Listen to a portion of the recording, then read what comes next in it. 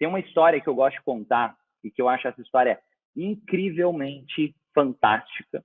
E eu quero compartilhar ela com vocês, que é o sentido. Vamos lá. A história de Sísifo, eu já contei ela aqui no canal outras vezes, mas é uma história que eu gosto muito e que fala muito sobre o sentido da vida.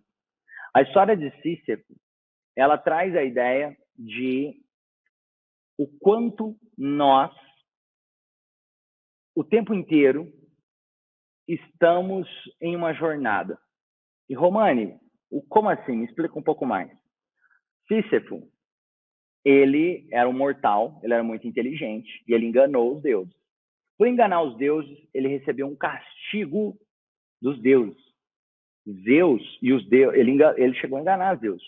E os deuses fizeram um castigo para ele que era muito doloroso. Qual era esse castigo, Romani? Era o castigo de passar a eternidade. Ou seja, durante toda a eternidade, ele ia passar carregando uma rocha em direção ao topo de uma montanha. Ele ia passar o resto da eternidade carregando essa rocha em direção ao topo de uma montanha. Só que quando ele chegasse próximo ao topo, quando ele estivesse chegando ao topo da montanha, sabe o que acontecia com ele? A rocha simplesmente voltava lá para o início da montanha, ele tinha que começar a tarefa de novo, outra vez. Ele tinha que recomeçar a jornada dele. E aquilo fazia Sísifo questionar, caramba, eu estava chegando lá no topo e de repente eu tenho que começar tudo de novo. E é difícil encontrar sentido nessa tarefa. Esse foi o castigo dele. Eu quero que vocês reflitam e pensem aqui sobre. Por que essa história parece ser uma história triste e um castigo para Sísifo? Sísifo passando o resto da eternidade carregando uma rocha em direção à montanha e ele nunca chegava no topo da montanha. Porque para você essa seria uma tarefa, um castigo enorme, passar o resto da eternidade, subir na montanha, não chegando no topo da montanha, tendo que começar de novo, subindo de novo, não chegando, voltando para o início e fazendo isso eternamente sem nunca chegar lá no topo. Por que essa parece uma história triste? Sabe por que ela parece uma história triste? Por que parece um castigo esse? Porque quando nós olhamos para a história de Sísifo, no primeiro momento, é difícil encontrar sentido nessa tarefa. Se nós olhamos para algo que acontece e não vemos propósito naquilo, não vemos sentido naquilo, aquilo parece um castigo enorme. Aquilo perde a razão. Dá para pensar o quanta solidão Sísifo sofreu no meio dessa jornada. Ele estava sozinho, carregando uma pedra em direção ao topo de uma montanha. Isso parece uma tarefa extremamente árdua. Só que se a gente olha de novo, com a reflexão mais madura, com a reflexão trazendo esses princípios transformacionais que eu chamo, olha o poder que essa reflexão tem. Deixa de ser uma tarefa árdua e passa a ser uma tarefa feliz. Você tá maluco, Romano? Tarefa feliz? Que felicidade que tem? Se você for, tá sofrendo. Ele tá carregando uma rocha sozinho em direção ao topo da montanha, nunca vai chegar no topo, ele tem que começar de novo toda vez. Eu acredito que é possível ver Sísifo feliz. Tem um autor chamado Camus, escreve Camus, fala Camus, eu acho, que ele reflete muito sobre isso também, que é basicamente o seguinte: Romani, como você acredita que é possível enxergar Sísifo feliz carregando essa rocha? Ele está sofrendo. Pensa no olhar da sua vida agora. Quando você acorda de manhã, o dia tem 24 horas, você está carregando uma rocha em direção ao topo da montanha. Mas chega no final do dia, você vai dormir. E o dia começa de novo. Você vai carregar a rocha de novo. Você vai ter que carregar de novo até o topo da montanha, mas você vai ter que dormir de novo. E vai repetir esse ciclo. Isso é um dia. Eu quero que vocês reflitam sobre essa história de Sísifo e sobre a sua história. O dia, ele tem 24 horas. Você acorda, você faz as suas atividades, está chegando ao topo da montanha, você vai dormir e começa o dia seguinte. Você repete esse ciclo. Assim como Sísifo repetiu o ciclo dele. E aí eu quero trazer mais uma reflexão. Olha para a sua semana.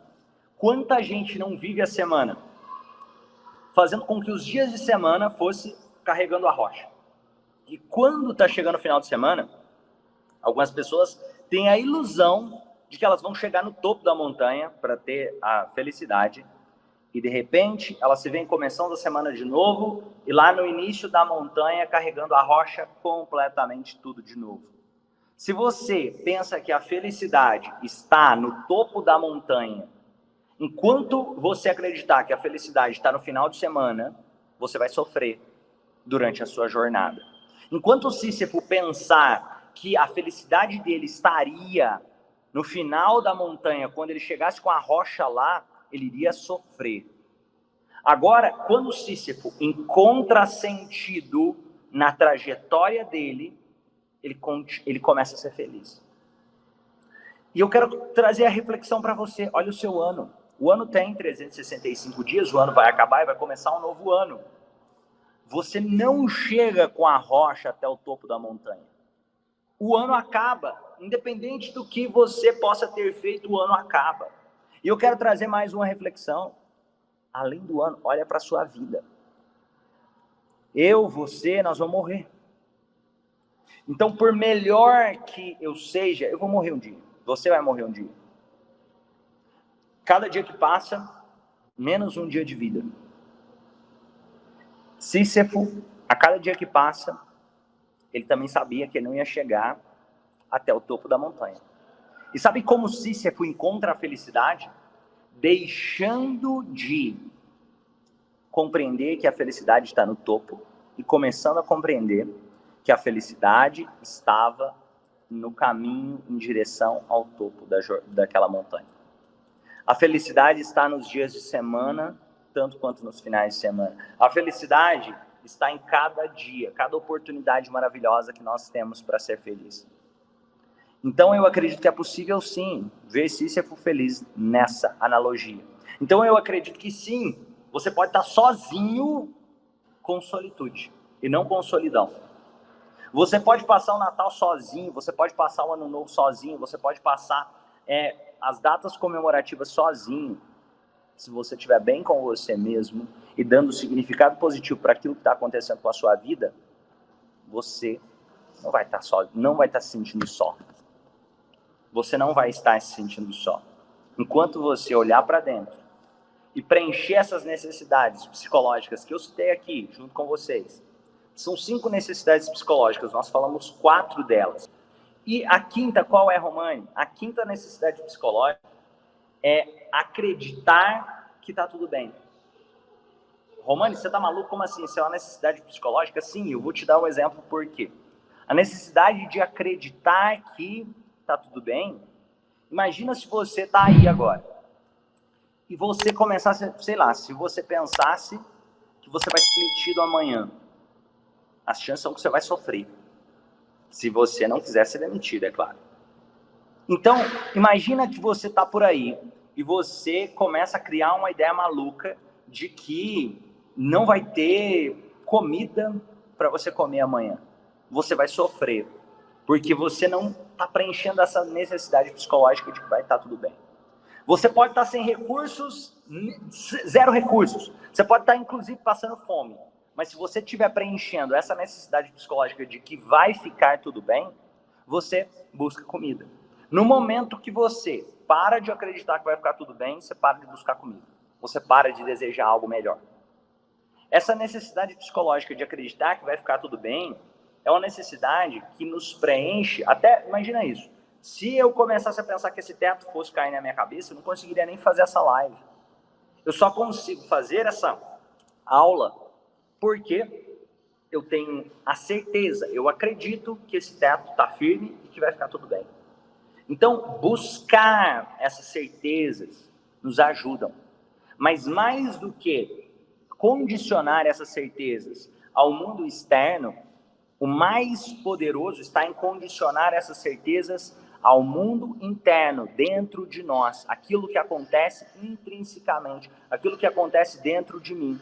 Quando eu olho para dentro e eu começo a perceber que eu posso criar uma visão mais positiva sobre a minha vida, sobre o meu futuro, sobre o que vai me acontecer, eu começo a ter mais controle sobre as minhas necessidades psicológicas.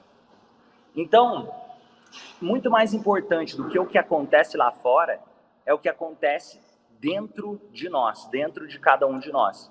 Solitude é diferente de solidão. Solitude é a capacidade que eu tenho de estar bem comigo mesmo. De estar bem comigo mesmo se não tem ninguém perto ou se tem um monte de gente perto. Solitude faz bem para a psique humana. Solidão é a incapacidade de me sentir bem comigo mesmo, seja rodeado de pessoas, seja sozinho, sem ter outras pessoas perto. Então, a melhor chance que você tem de passar um Natal maravilhoso sozinho é cuidando de você, é com autoconhecimento. Tem até aquela ideia, né? Já viram aqueles cartazes? Eu trago o amor perdido em 7 dias. Já viram isso? Sabe como é possível trazer o amor perdido em menos de 7 dias, inclusive? Se conhecendo, se amando. Porque o amor perdido não está no outro, não está em ninguém lá fora. O amor perdido está dentro de nós. O amor perdido acontece quando eu deixo de me sentir pertencente. O amor perdido acontece quando eu deixo de crescer ou buscar crescimento. O amor perdido acontece quando eu deixo de buscar propósito. O amor perdido acontece quando eu crio uma percepção pessimista do futuro. Eu deixo de acreditar que as coisas vão dar certo. O amor perdido acontece quando eu não me sinto com propósito, com amor, com a capacidade de dar e receber amor, com a capacidade de pertencer, com a capacidade de crescer, com a capacidade de acreditar que as coisas vão dar certo. Então a solidão, ela só vai causar dor para quem não se conhece profundamente, para quem não trabalhou esses 5 pilares das necessidades psicológicas do ser humano. E Romani, eu vou estar sozinho numa dessas datas comemorativas. Como eu posso lidar melhor? Como eu já falei aqui durante toda essa aula, uma das formas de lidar melhor é através do autoconhecimento, é através de buscar preencher essas 5 necessidades psicológicas. Romani, e o que mais eu poderia fazer? Você pode praticar hobbies, seja atividade física, algum tipo culinária, natação ou algum tipo de jogos, alguma coisa que te faça conectar com pessoas, para preencher também a necessidade de pertencer a um grupo, talvez um tipo de banda e assim por diante. Outra coisa que você pode fazer, liga para os seus familiares ou para os seus amigos, conversa com eles mesmo por videochamada, passa um tempo se conectando com pessoas que são importantes para você. Você tem a necessidade psicológica de dar e receber amor. Talvez você ter um pet em casa, um cachorro, um gato, isso vai te fazer preencher mais a necessidade de dar e receber amor. De propósito, busca entender quem você é para aproveitar melhor a jornada.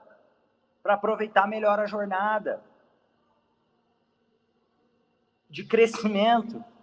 Busca entender o que você quer para a sua vida. Busca entender o que você quer para você, quem é você, o que você está buscando para você. Todas essas necessidades psicológicas não tem a ver com a pílula mágica do universo lá fora, e sim do que está acontecendo dentro de nós. E você pode ser responsável por construir isso na sua vida. E vamos lá. Se você é terapeuta, você pode trabalhar isso com seus clientes.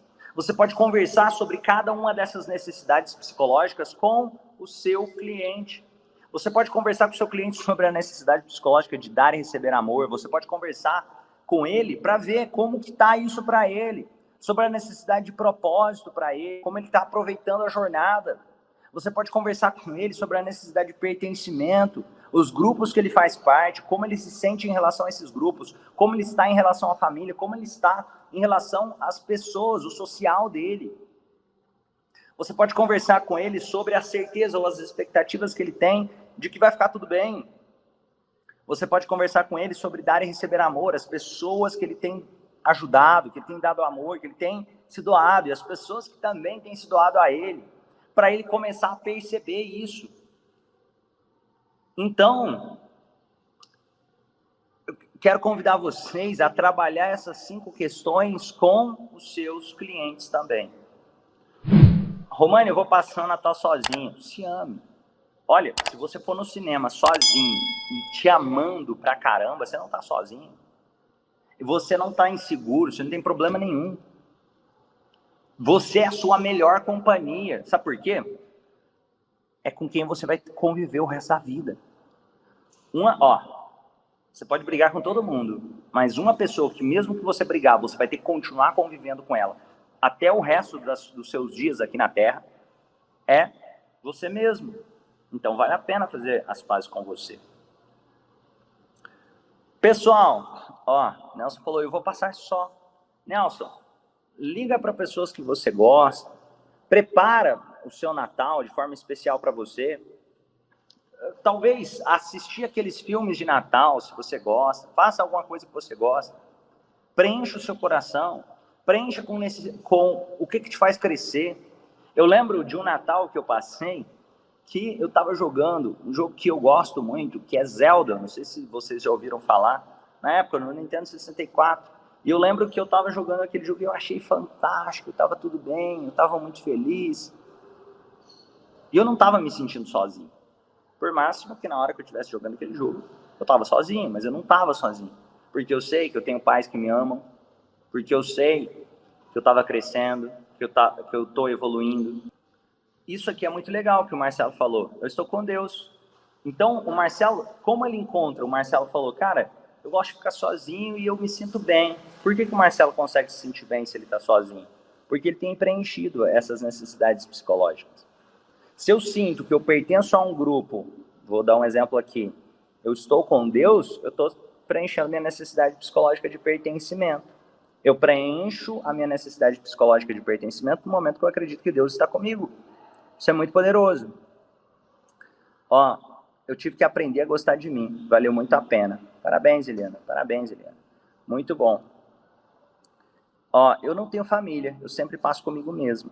E Nelson, tudo bem, e sabe o que é uma coisa legal, Nelson? Você pode começar a fazer, buscar se colocar em meios de conectar grupos. Não precisa.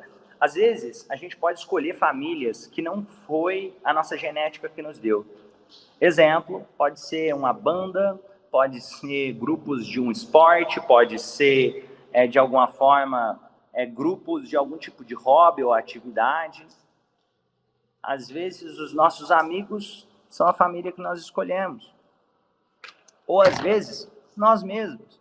O importante é se sentir bem, de dentro para fora. E vamos juntos nessa missão de fazer do mundo um lugar melhor, fazendo das pessoas melhores. Feliz Natal, ótimo Ano Novo, grande abraço a todos. Valeu, meus amigos.